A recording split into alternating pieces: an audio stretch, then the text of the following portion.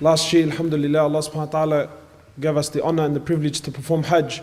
And then from Hajj, from there, we flew over to Jordan. So when we reached Amman, Jordan, we went there with the intention of going in to Palestine. So from there, we jump onto a bus and we head in. And as you get to the borders, you see the Israeli flag stands extremely high. And subhanAllah, automatically, your heart starts to beat. You know, because hearing is not like seeing. So you enter this place and you go through this whirlpool of emotions. Some of it is anger, some of it is fear, some of it is frustration. So you get to the borders, and keep in mind, you're an Australian, you got an Australian passport, and you get there, and wallahi, from as soon as you see them for the first time, it's like something enters the heart. It's like a poison enters the system. And from as soon as you make contact with them, no smiles, no welcomes, no nothing whatsoever, you're automatically made to feel like an outcast. So you get to the border there, they take you off the bus, you walk in, and you sit for an hour, 2, 3, 4, 5, 6, 7, 8, and you haven't been questioned yet. You're an Australian that wants to go in, and you haven't been questioned yet. And as you sit and you watch, you'll see a Palestinian citizen, an old senior man, a man who we might call Ammar or Hajj, or an old man, at least at the age of 70, 75 years of age.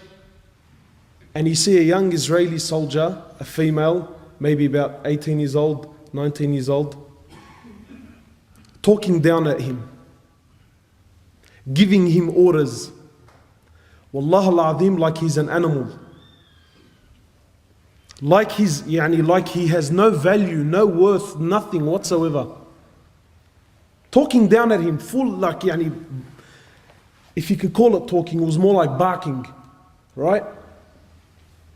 And you feel it, Wallah al-Azim, you feel it.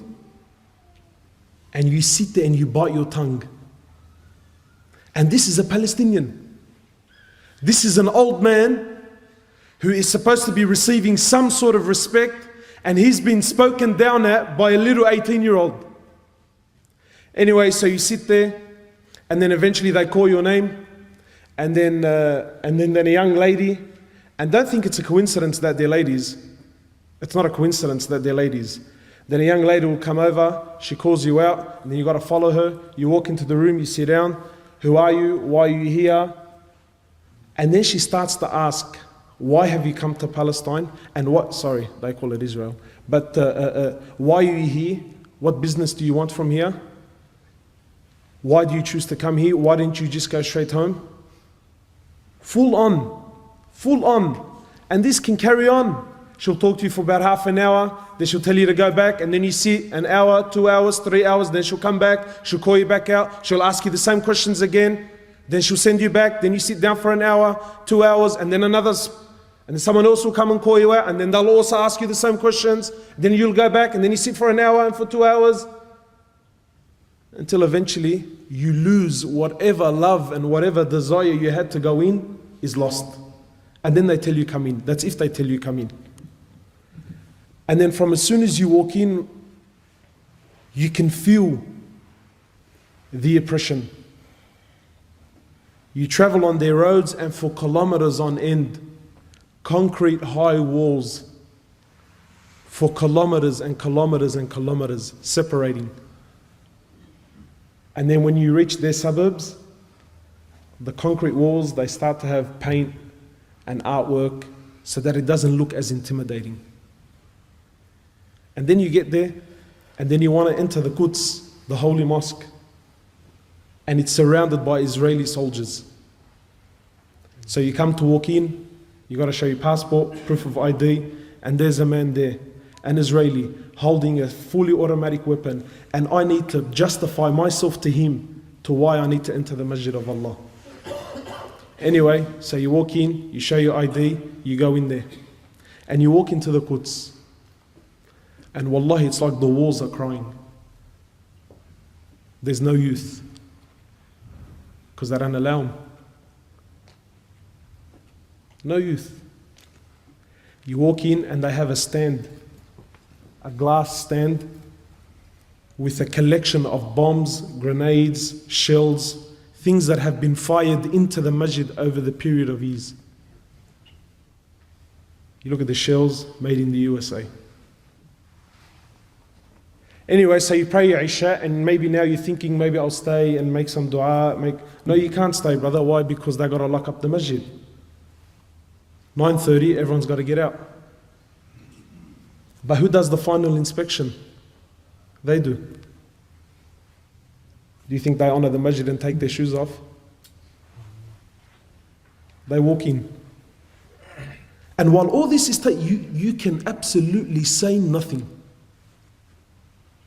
And then you speak to the local and you tell him, how come, how come where's all the Muslims? How come there isn't more people?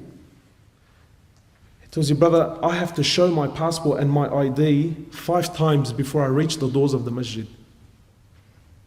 This is a citizen. He has to show his ID and his passport 5 times before he can reach the masjid. And if he forgets it, so let's just say he's forgotten, right? He can get charged. He falls into harm. You imagine in this country, you cannot travel from Lakemba to say Lakemba to Darwich. Say from Lakemba to Darwich. You get stopped twice. This is for the citizen, never mind the tourist. The citizen, his own country, he gets stopped twice. And twice he has to stop, prove who he is, get out of the car. If his wife is with him, she also has to get out of the car. The car's got to get inspected. Every single day. And if this brother has to go to Darwich twice, 3 times, 4 times, it's the same guard. He's seen him the first time. He's seen him a couple of hours ago. Him, his wife, his kids have to get out of the car and they have to inspect. But it gets worse. It gets worse. So we're traveling along the highway and you see this beautiful land of Palestine. And in the midst you see this odd object, this object that has nothing to do with the surroundings. And it's a container. Just a container that's sitting in the middle of bush. You think, how did that possibly get there? You know what it is, brothers? It's Palestinian land that some Jewish person puts his container on there, but it doesn't do anything. And it sits for a month, 2, 3, a year, 2 years, until it becomes normal to you. Until the Palestinians no longer question the container. And then what does he do? He builds a house there. It's become his land. That blunt, it's not, it's bluntly. And you see these little containers everywhere. And you see these little containers everywhere. My time is almost up. I'll share just a few things with you. When we went to Masjid al-Khalil, that's where our Prophet Ibrahim alayhi salatu wasalam is buried. This isn't, I'm not trying to put spices here. This is history, you can look it up. Masjid al-Khalil was a masjid that belongs to the Muslims.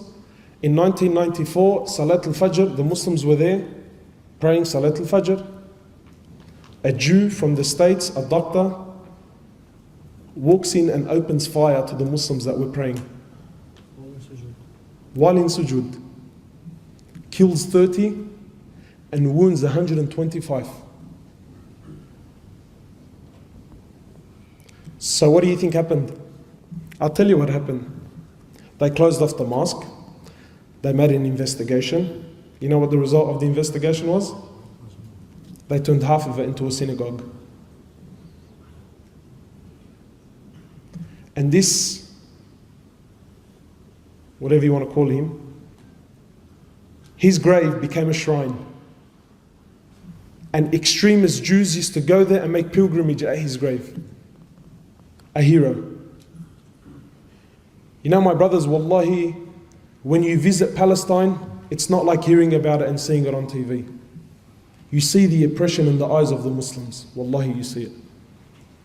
And you can see in their eyes that they've given hope in the Muslims. You know, they talk about Islam. You know, when you go there, you feel the presence of Salah ad-Din al-Ayyubi. And you feel the presence of Umar ibn al-Khattab.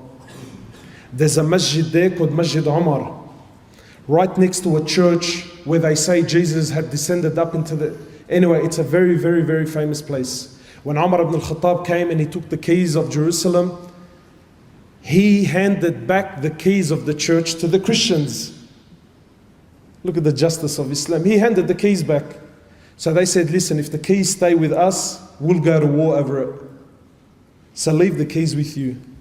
Those keys are still in the hands of that Muslim family, and every single morning that Muslim family goes to the church and opens it up for them. Still to today. When Salah ad-Din al-Ayyubi, when he conquered, there was a place there where the Christians believed that Jesus descended to the heavens, and there's a rock where they believe that there's a footprint there. That place became a masjid. Salah ad-Din al-Ayyubi, he allowed them to visit them. He allowed them to visit that place. He opened it to the Christians. He built a masjid away from there, so he couldn't prevent them. And one day of the year, he gives them the whole place. And this still takes place to today. This is the justice of Islam. This is the justice of Islam. Wallahi, there are so many experiences that I wish I could share with you, but my time is short. But finally, the reality is that they want you to forget about Palestine. And that's the truth. They don't want you, they don't want your money, they don't want your tourism, they want nothing. You and this place needs to finish. And so long as this place is not in the eyes of the Muslims, it's not in the hearts of the Muslims, then for them this is good. Have you ever asked yourself, why is it we know so little about Palestine? I'll end with this. This was a request of the Imam of Masjid al-Quds. He said to me, please go back and tell the youth of Islam to come and visit this place. He said, come and visit.